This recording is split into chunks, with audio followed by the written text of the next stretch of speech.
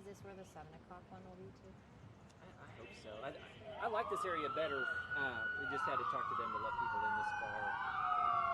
You know what I mean? Because they do have it blocked off.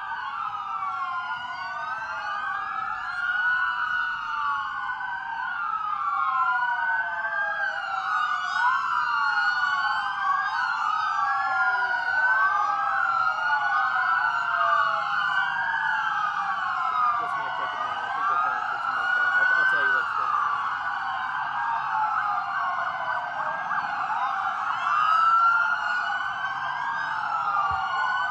Are they going up the highway? Are they going to the highway?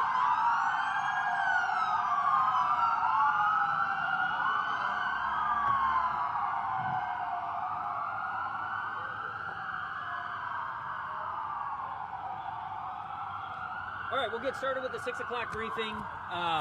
Again, just these are hourly updates that just kind of update us where we are in today's activities.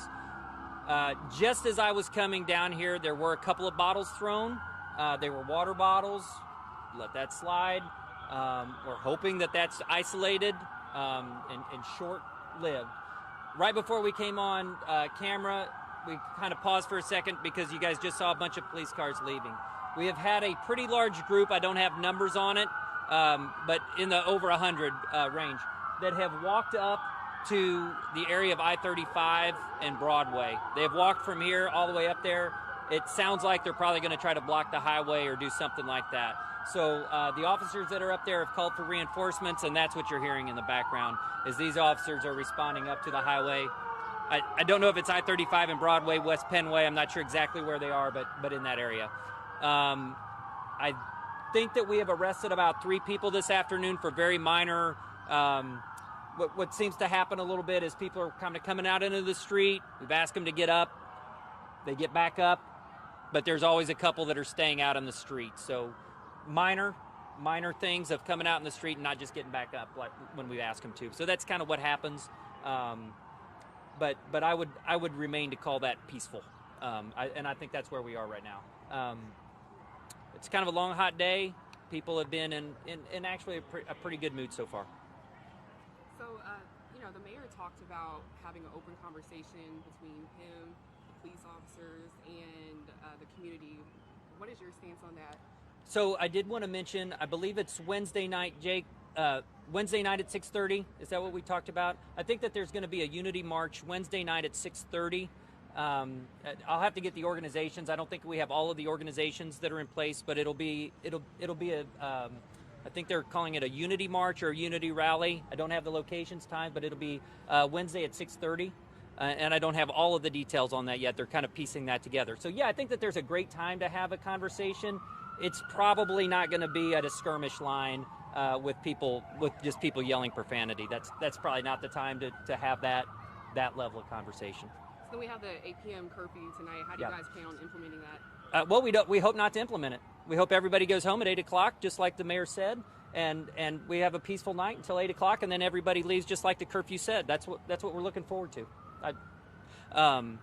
If that doesn't happen, then we'll evaluate the totality of the circumstances. You said around three arrests. Have you had to use any tear gas or pepper spray up until this point? I can't answer the pepper spray. Somebody did say that we used pepper spray. I haven't heard that from the police officers yet. Somebody has mentioned that in the crowd. One of the organizers, I was just talking to him before I came down here, said that they used pepper spray. I don't know about that yet, but not tear gas. We haven't tossed any gas canisters. I think KCPD tweeted earlier that there were some stashes of rocks and bricks found around this area. Can you give us some more details on how many stashes and who you believe put those there? I don't have the answers to either one of those questions. Yes, we did have some officers that located some a stash or a cache of bricks and rocks. Frankly, I'd rather not say where they were located. We're trying to get those picked up and cleaned up so that they're not used. We didn't see anything with construction or anything that would necessitate it. Captain Jackson, yesterday we Yes. saw one police cruiser being burned. How are you guys protecting your assets tonight? So, yeah, that's a fair question. We did have a police car burned. We had one pretty marked up with graffiti that's going to be unusable. A lot of our cars received like broken window damage. We are trying to. If you remember last night when we were here, there was a lot of police cars parked there. We've tried to keep officers in their cars. It's one of those evaluation things, because if we use the cars to block with people in it, we don't want them in there when people start targeting with rocks and stuff like that. So we're trying to keep we need equipment out of the cars, and we need the cars to use to kind of keep up with the crowd sometimes. So it's one of those kind of, it evolves, but we're trying to take some precautions to keep our cars from getting damaged as well. And there was, I didn't hear all of it, but was there an individual removed with a gun earlier? Or There was. I think I talked about that at like the 4 o'clock briefing, I think. And there are people down here with guns. We've definitely, every night that we've been down here, there's been people with guns. We've taken them as long as they're legally possessed. Just like any other time, they're released back to the owner and sent on. But just one so far today was removed? Well, when you say removed, we talked to him and made sure that the gun and everything was legal. What tends to happen is people go in with the open carry, and that causes a disturbance within the crowd. And we try to address that, make sure everything's kosher, and then they go back to doing their thing. With people heading toward the highway and trying to block the interstate, what is the tactic? What is the strategy that you use to diffuse that? Is that just if they don't leave? Well, we would be open to suggestions. We have asked them not to do that. Short of that, I think that our options on the police department are relatively limited. We can ask them not to do it. We can tweet them not to do it. We can cajole them not to do it. But at some point, there's going to be a kinetic interaction there. At what point, because you see officers are in their regular uniforms, just with and just to go back to your point, we have been telling them to get back in the park and get back to the street from the plaza. They are now at I-35 and Broadway. For context there. At what point would you guys get out the riot gear? Well, riot gear is protective gear. When people call it riot gear, I think that means that we're gearing up for some type of riot. Last night, as we documented, we had officers with rocks, bottles, and one thing that we hadn't talked about, because it happened late last night, we had a couple officers get shot at over at 42nd and Main. So we do put protective gear on our officers. So I would refer to it as protective gear. But yeah, they're in their helmets. They're in their helmets right now.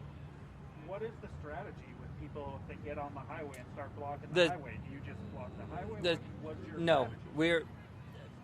We'll see what happens when they get up there. The commanders up there will make that determination, but it is not our goal to have a highway blocked. We would really like them to obey the lawful orders of the police. That's what we would really like them to do. Anything else? Thank you, guys. Thank you. Bye. Hey, we're gonna be kinetic here. I just really think like kick around 150 ways to say. We're gonna have the questions. We're gonna have use of force. I think that's the bottom line. Here, who did I borrow this from?